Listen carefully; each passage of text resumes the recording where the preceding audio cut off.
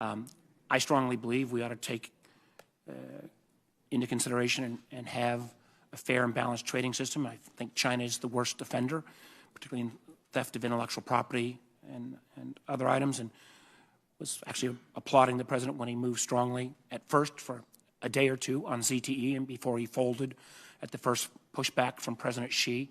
And I would argue that we would be in a stronger position vis-a-vis China if we had been able to actually rally other nations around the world, nations that are our allies. Instead, he's engaged in trade practices with them.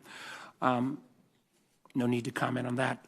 On Senator Tester raised an issue I wanted to make as well, indicating foreign banks that have relatively small U.S. subsidiaries but large overall international assets are still going to be subject to stress tests. Matter of fact, wasn't it correct that at least, since there are a variety of stress tests, that the CCAR stress test still applies to institutions that have assets at any level, or relatively any level, and that there was recently a foreign bank with $900 billion of total assets, but only $86 billion in U.S. assets that the CCAR stress test still applied to. Is that not correct? I believe that's correct, yeah. Okay. And, well, I think you've addressed this, and there's some tensions here between the chairman, who's a good friend of mine, and all. I think there may be appropriate regulatory relief for some regional banks, but I want to make sure, and I think you've addressed this with Senator Tester, that for those banks in that 100 to 250 range, you're going to have a thorough process and rulemaking process, that stress tests are going to continue on a regular basis, and that these banks that fall into this category are going to be strictly reviewed before they might receive some of this regulatory relief, to make sure that size alone may not be the only indicator of significance to the overall market, and there may be some institutions that fall in that category that still need the enhanced SIFI designation. Right, so the bill gives us all the authority we need, frankly, to reach below 250 down to 100 and apply any prudential standard we want, either on the grounds of financial stability or just the safety and soundness of banking companies.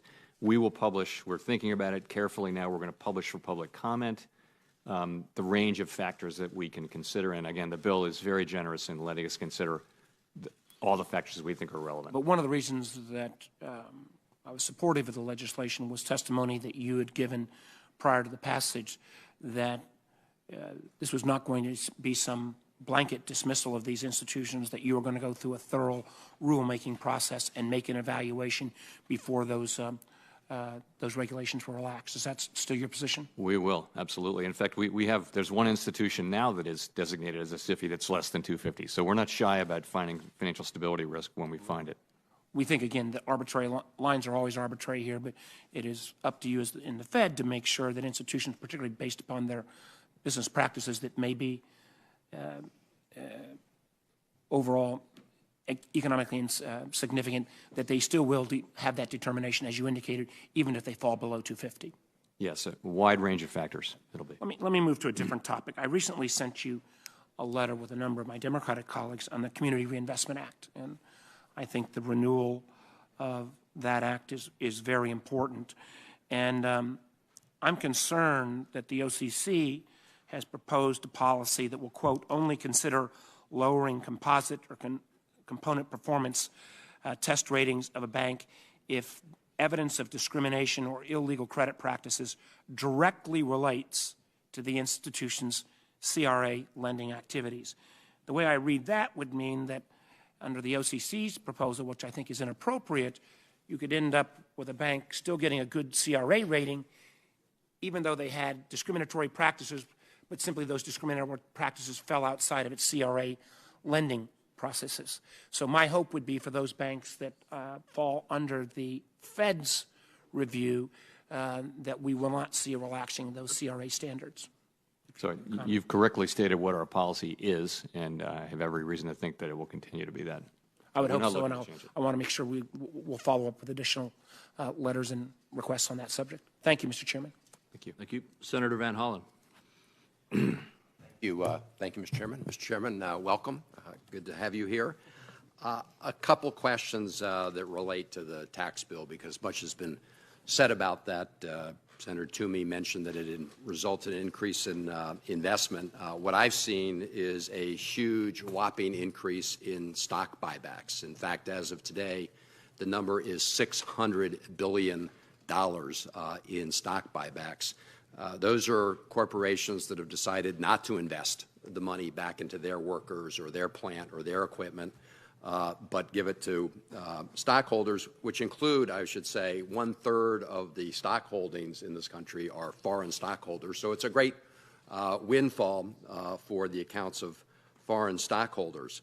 Much has also been claimed about the economic impact. I'm looking at the most recent projection that the Fed had for median long-term growth. As of your June 13th report, I see it's 1.8%. Is that correct for the current long-term growth median projection?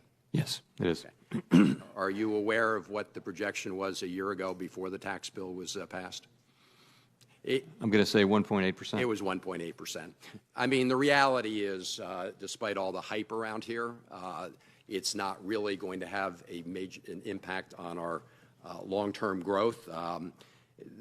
Surprisingly, a lot of us did think there was going to be a sugar high, right? I mean, when you dump $2 trillion into the economy, you would think there'd be some sugar high, and maybe there will be some sugar high. But I was interested in an analysis that came out of the San Francisco Fed. I don't know if you saw it. Two economists there actually said that the 2017 tax law is likely to give maybe not even a sugar high. Have you had a chance to review that analysis? I have, and I would just say that there is a wide range of estimates of the effects of the recent fiscal changes, and they're talking about the possibility. I think their point was late in the cycle, when you're near full employment, the effects might be less. They might or they might not be. I think there's a lot of uncertainty. One of the great things about the Fed is we get a range of views, which is a healthy thing. But it does stand to reason, right, that you'd have a smaller impact late in a cycle. I mean, that is why most fiscal policy in this country over years have said that we want to provide stimulus during the really tough times when a lot of people are out of work. But you don't necessarily want to provide stimulus sugar high when the economy is clicking on all cylinders. And I think that's the point these economists made, is we're actually in the 9th year of growth. So when you're talking about those some increase in real wages, not nearly what we want, I mean, that's over the 9-year period. Is that right? So, I'm sorry, your question is? When you talk about some small uptick, in real wages, that's over the period of recovery, right? I was really talking about nominal wages, and what I was talking about was, if you look at 2012, 13, 14, all of our main wage things sort of were around 2%, measures were around 2%. Now they're close to 3%. So it wasn't an overnight thing, overnight sensation. It was a gradual increase, but you've seen a meaningful increase. Right. And isn't it a fact that real wage increases were higher during the last term of the Obama administration than during the Trump administration? I'd really have to go back and look at that. I think I have the advantage, Mr. Chairman, of having your detailed Fed analysis here and the Bureau of Labor Statistics. And what it shows is that, in fact, real wage increases were higher during the last term of the Obama administration. The point here really is to not play make-believe, as some hear around here, that this tax bill somehow miraculously helped a lot of people out. The reality is, as we heard, real wages are pretty flat. I understood your testimony about oil price increases. We don't know how long they'll be with us.